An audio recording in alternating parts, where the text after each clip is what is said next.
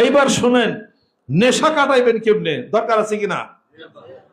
নেশা দিয়ে নেশা কাটে, নেশা ছাড়া নেশা কাটে না। নেশা ছাড়া নেশা কাটে না। কোরআন তেলাওয়াতের নেশায় পড়ে যান, নেশা কাটবে। জিকিরের নেশায় পড়েন, নেশা কাটবে।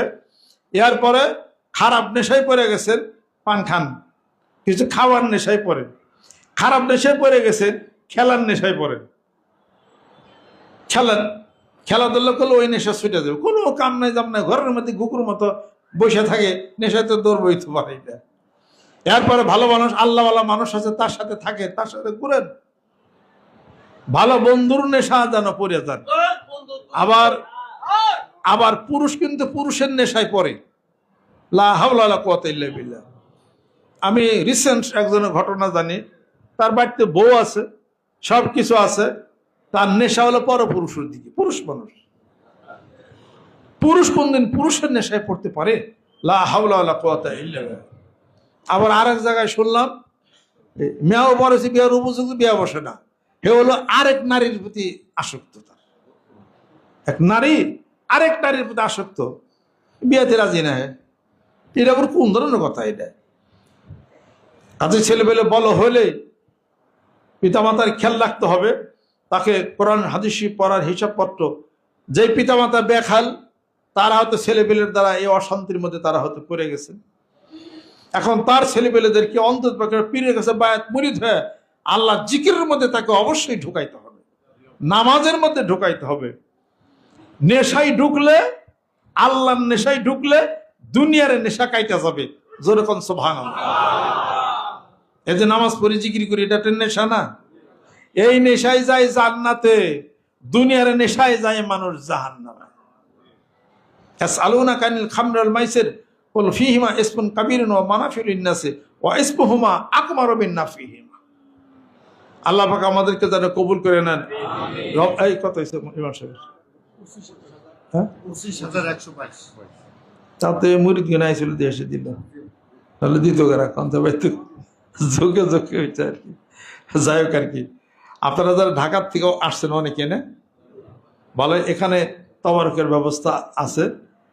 1 মাস খান নাই তো এই খাওয়ার সুদ আজকে উঠিয়ে দেন না। 1 মাস খাই নাই, সাবধানে আজকে কিন্তু পেটে লুট দিয়ে না। 1 মাস খান নাই, পেটটা এখন একটু দুর্বল, শক্তি ফিরে পাইছে, তাই বলে আজকে পেটে লুট দিয়েন না। আজকে এই মানুষ হলো পেটে লুট দিব আর বন্দিনা নোড়াইব, কেউ বা ট্যাবলেট নিয়ে নোড়াইব। এই পেটে বিষটা বিভিন্ন প্রকার কারণ হবো আর কি। মানে মনে মনে কয় অনেকে যে ইসি রে 30টা দিন না খেয়ে যেন বাঁচছি রে। বিশেষ করে যারা খায়, পান খায়, বাঁচছে তারা। আমি তো কই যে আল্লাহ যদি 3টা করে পান খেবার দিত এই রোজার দিনে, ব্যাপারই নেই এটা কোনো, সারা মাস রোজা থাকলাম না। আর যারা বিড়ি খায় তারা যখন তাকে 3টা করে বিড়ি খেবার দিত আল্লাহ, রোজা কোনো ব্যাপারই নেই, হারা মতো রোজা। যা আল্লাহ 1টা করে বিড়ি খাইবার দিবি, সকালে 1 বিড়ি, দুপুরে 1 বিড়ি, আর রাত্রে আরেক বিড়ি, বিকালে 1 বিড়ি।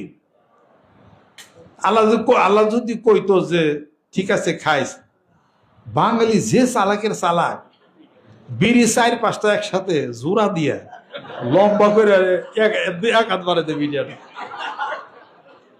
1 হাত করে বিড়ি বানাইতো। আল্লাহ কথা আল্লাহ বিড়ি 4টা খাবার কইছো, এটা লম্বা বানাইছি। 1 হাত বিড়ি টানা শুরু করতো, কিছু কিছু টাতে টাতে দৌড় পড়তো, তাতে 2 বিড়ি হইলেই চলে যাবো খা। বিকালে আরেক বিড়ি, 1 বিড়ি। আল্লাহ বুঝাই কইছে বিড়ির মধ্যে যাওয়ারই ঠেয়া নাই।